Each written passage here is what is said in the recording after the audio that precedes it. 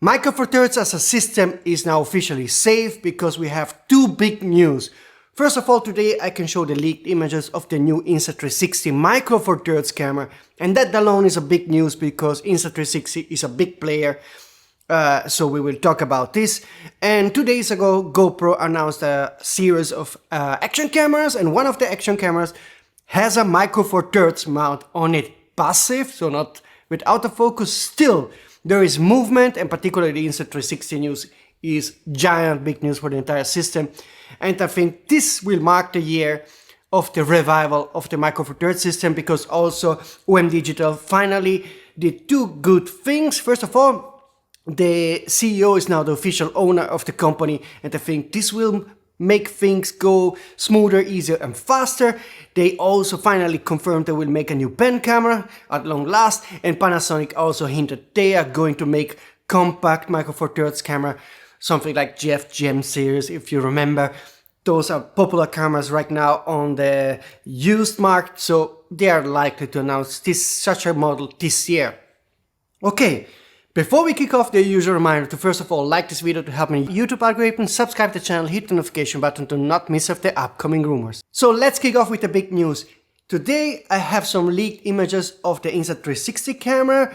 You might remember that a month ago I showed some images of the back of the Insta360 camera posted by the Insta360 CEO, so we knew that those were legit images, but we didn't understand if this was a Four Thirds sensor camera, Micro Four Thirds, fixed lens camera. Now today we have the image of the front of the camera because it was posted shortly on Bilibili, on a social network in China, quickly removed by people were quick enough to download the images and post them on Reddit. So you see here the image of the Insta360 camera, and it's confirmed that it has a Micro Four Thirds mount because it has a OM lens on it.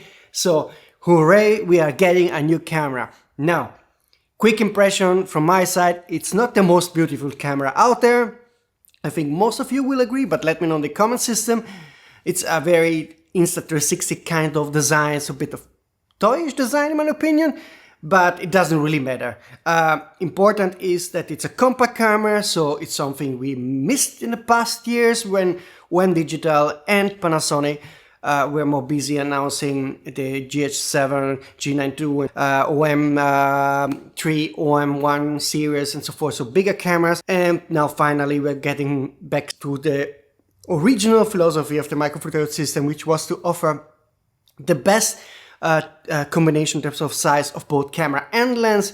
And so we are getting this camera. There are no leaked specs as of yet. There are some things we learn from this leaked image, and obviously also from the leaked image I showed you 1 month ago, where you see the back of the camera with the LCD screen and some info. So I will recap now what we likely will get with this camera. It has a 20 megapixel sensor. The screen layout is a sort of evolution of the Insta360 Ace Pro interface. It has a large flip-up touchscreen and no EVF.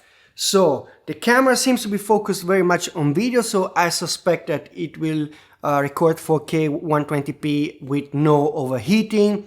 I think their goal was to make more kind of video focus camera, so that's why it doesn't have an EVF. And so that's not really a camera for regular photo shooters, or maybe even some hybrid shooters will find the lack of EVFs not really attractive. We don't know as of yet if it has IBIS. I guess would make sense. I suspect the mount is active, which means it does autofocus, unlike the mount on the GoPro action camera we just got that is passive. So those are small info that we still have to gather, but we're definitely getting an Insta360 Micro Four Thirds camera, and this is a big news because Insta360 is a real solid company with big money behind, and if they are going into the Micro Four Thirds system, they will keep pushing with further camera releases, probably maybe even some lenses. And you know, if you are a Micro Four Thirds camera owner, you know the past years were quite horrible because we got really few announcements per year. Mostly we got small updates, for example, small updated lenses from Panasonic, often small updated lenses of cameras from OM. And finally, we have some excitement. We have Songyan, as you know, announcing that they are developing a camera and a lens, but they're more like a very entry-level camera producer. So the cameras are made for to be very affordable, so not really mid-high end. The Insta360 will definitely be more for the video focused guys, and I think this will be a very capable camera. And even if it's not the camera that you wanted, you have to be happy, because if other players come into the Micro Four Thirds system and bring back some interest, this will also push legacy manufacturers like Panasonic and OM Digital to be bolder and release some exciting cameras. So definitely what we saw this week with GoPro, even if the GoPro camera is kind of a gimmick with passive mount, 1-inch sensor, so not really a 4/3 sensor, and now with the Insta360 camera is going to is a deal breaker in my opinion. It's the tide is turning.